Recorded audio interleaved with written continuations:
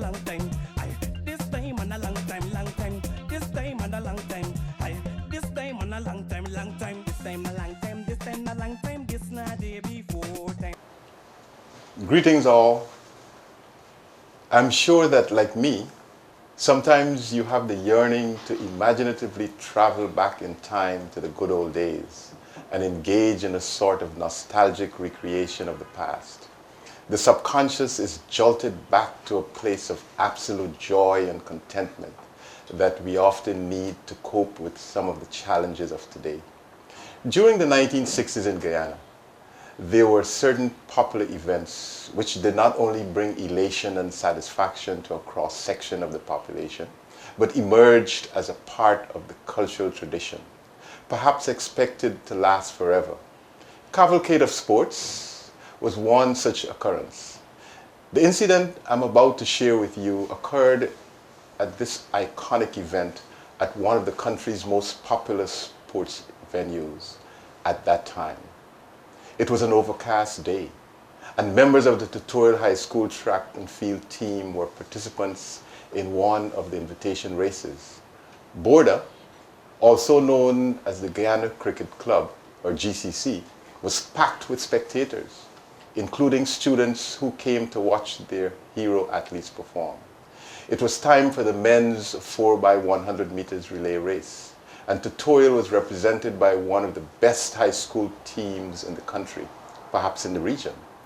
Richard Jones, Jonesy, Maurice Emmanuel, Manchi, Ian Robertson, known as Rabo, and Ronald Bamfield, the Bammer. "Them boys fast bad," shouted a young enthusiast as the athletes warmed up on the sun-singed grass track, some in street clothes because track suits were not affordable gear at that time. No sooner did the first leg runners, including Richard Jones, wearing the school colors of brown singlet and golden shorts, take up their starting positions, than the starter raised his pistol. "On your marks!" A deafening silence suddenly resonated across the popular Border Stadium. "Set!" One could almost hear a pin drop.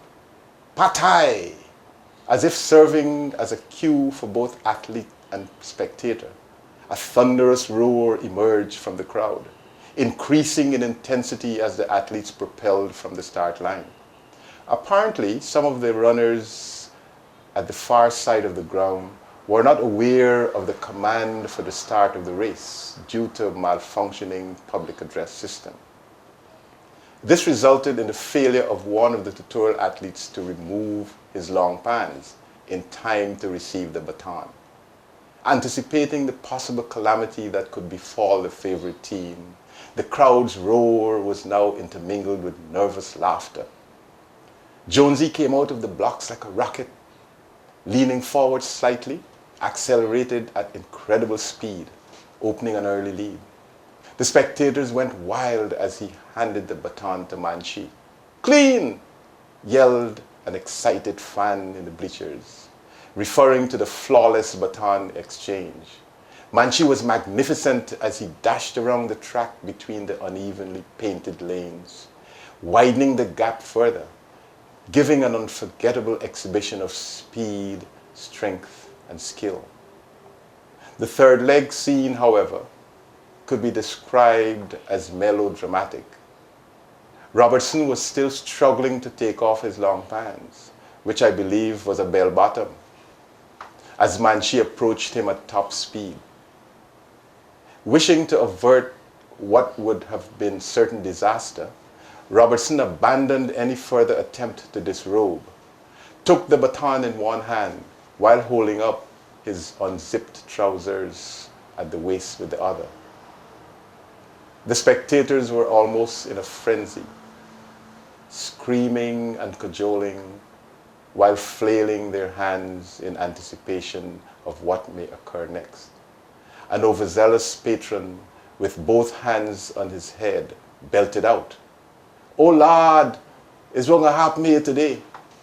Amazingly, Robertson, in perfect stride and a display of astounding athleticism, negotiated the northwestern border bend with surgical precision, extended the lead even further, leaving the competition in the dust. The noise in the stands escalated to a deafening crescendo.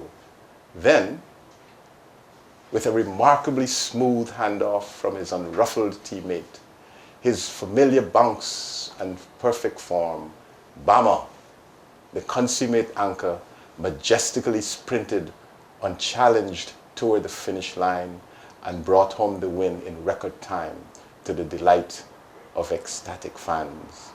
What a memorable event in the legacy of the athletic competition of the Tour athletes. The next day, sportscaster B.L. Crombie of Radio Demerara described the performance as an epic. Such nostalgic moments are forever etched in our memory with a sense of pride in the accomplishment of former students. That tutorial school relay team represented a cohort of athletes following the tradition of sprinters including Olympian Claudette Mazdama, and paved the way for others such as Pepe Beaton, James Gilks, Clifton Shulks, Dennis Collison, and many others. Those glorious days are gone, but not forgotten. I hope that this story whetted your appetite for marinating in stories about the good old days.